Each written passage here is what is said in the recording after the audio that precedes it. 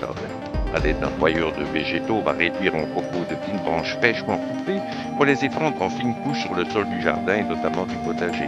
Quand on parle de bois raméal, il s'agit de rameaux damés qui ne sont pas encore totalement lignifiés, c'est-à-dire transformés en bois par une biomolécule, la lignine. Ils vont être décomposés par des champignons qui digèrent la lignine, plus facilement accessible chez les rameaux, d'autant plus s'ils sont broyés.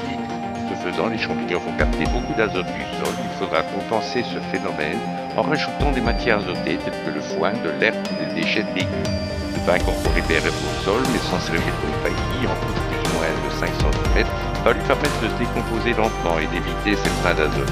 Le BRF est très riche en nutriments, sucre, protéines, cellulose et lignine, qui contribuent à améliorer et à régénérer les sols. Donc il est un aliment énergétique et structurant.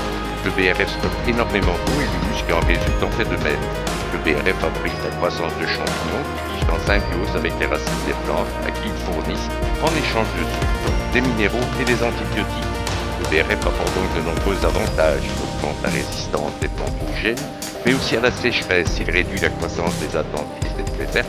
Il diminue les maladies cryptogamiques et aussi le parasitisme d'insectes et de nématodes. Il est conseillé d'étendre le BRF en fin d'automne et au début d'hiver afin qu'il soit décomposé pour que l'on puisse cultiver au printemps. On peut aussi composer le BRF avec des matières azotées.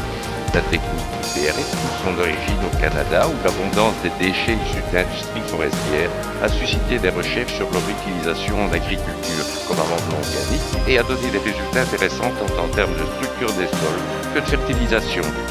Au-delà d'une simple activité fongique, le processus de décomposition des BRF profite à l'ensemble de la vie du sol et stimule ainsi tous les réseaux alimentaires, depuis les bactéries jusqu'aux plantes en passant par les vers de terre et les insectes. Dans un deuxième temps, la digestion du BRF par la vie du sol engendre la formation de l'humus en grande quantité. Le rôle de l'humus dans la formation d'agrégats stables est bien connu.